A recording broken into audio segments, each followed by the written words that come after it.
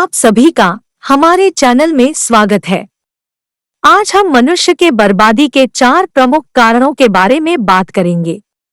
अगर मनुष्य इन सब करने पर विचार करे और इसको टालना सीख जाए तो फिर उसका जीवन कई तरह से सुखमय हो सकता है। तो चलिए शुरू करते हैं। इस कहानी में हम एक ज्ञानी और ज्ञानवान साधु की जीवन यात्रा को देखेंगे जो अपने शिष्यों को मूल्यवान ज्ञान और मार्गदर्शन प्रदान करते हैं।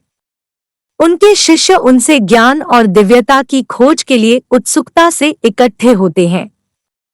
एक शांतिपूर्ण संस्थान में ज्ञानी साधु आते हैं जहां उनके विद्वता और आदर्श चरित्र के चर्चे हैं। उनके शिष्य उनके विचारों और मार्गदर्शन की खोज करने के लिए उत्सुक होते हैं। मनुष्य की बर्बादी के 4 कारण। ज्ञानी साधु अपने शिष्यों को मनुष्य की बर्बादी के 4 मुख्य कारणों के बारे में बताने शुरू करते हैं। आसक्ति और इच्छा। आसक्ति और इच्छा से हमें बहुत पीड़ा होती है।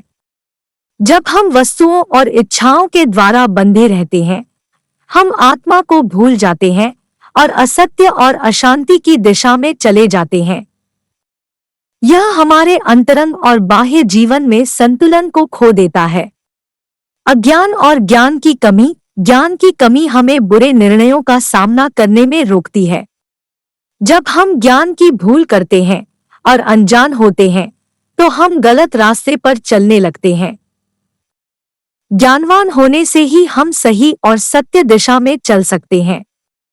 क्रोध और नफरत। क्रोध और नफरत से भरी भावनाएं हमें नुकसान पहुंचाती है।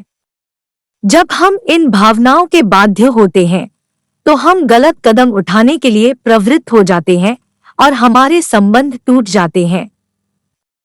क्रोध और नफरत में डूबे होने से हम खुद को और दूसरों को नुकसान पहुंचाते हैं। अहंकार और गर्व। अहंकार और गर्व व्यक्ति के व्यक्तिगत विकास को रोकते हैं और विवाद पैदा करते हैं। जब हम अहंकार में खुद को ईश्वर के समान देखने लगते हैं और दूसरों को नीचा समझते हैं तो हमारे संबंधों को बिगाड़ देते हैं और दूसरों के साथ संबंध खराब कर देते हैं। बर्बादी का शिकार होने वाले व्यक्तियों की कहानी। एक समय की बात है, एक राज्य में एक जिद्दी और दुर्बुद्धि वाला शासक था। वह बड़े गर्व से अपने अधिकारियों के साथ राज्य का प्रशासन करता था, लेकिन उसके दिल में कभी भी बुद्धि और समझ की जगह नहीं थी। वह शासक हमेशा अपने सही होने पर गर्व करता और किसी भी समझदार व्यक्ति के सलाह को नजरअंदाज करता था। एक दिन राजकुमार राजमहल में एक समीक्षा सभा का आयोजन करने का निर्णय करता है। इस सभा में राज्य के सभी अधिकारियों को बुलाया जाता है और उनसे राजकुमार की प्रशासनिक क्षमता का मूल्यांकन किया जाता है। एक दिन पहले सभा के लिए राजकुमार उस दरबार में पहुंच जाता है। सभा के दौरान एक बुद्धिमान और विचारशील व्यक्ति जो राजकुमार के अधिकारी भी थे, उन्हें आगाह करते हैं कि देश में कुछ समस्याएं हैं जिन्हें तुरंत हल करना आवश्यक है। यह देखकर राजकुमार बहुत खफा हो जाता है और उस व्यक्ति को समझाता है कि वह इस प्रकार के बातों को सभा में न रखकर उसकी सारी अनुमति का पालन करे। दूसरे दिन सभा के समापन के समय राजकुमार को उसी बुद्धिमान व्यक्ति द्वारा बताए गए समस्याओं का हल प्रस्तुत किया जाता है। राजकुमार देखता है कि वह व्यक्ति सच्चाई और समझदारी से उस समस्या को हल कर रहा है जो उसने पहले नजरअंदाज किया था। उसे खुद पर गर्व होता है और उसे इसे स्वीकार करने की सलाह दी जाती है।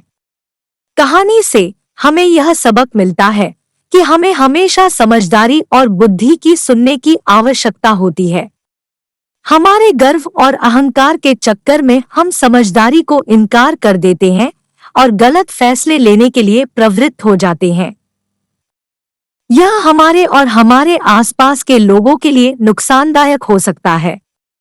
हमें सभी के सुझावों को ध्यान से सुनना और उन्हें समझने की कोशिश करनी चाहिए ताकि हम सही और समझदार निर्णय ले सकें।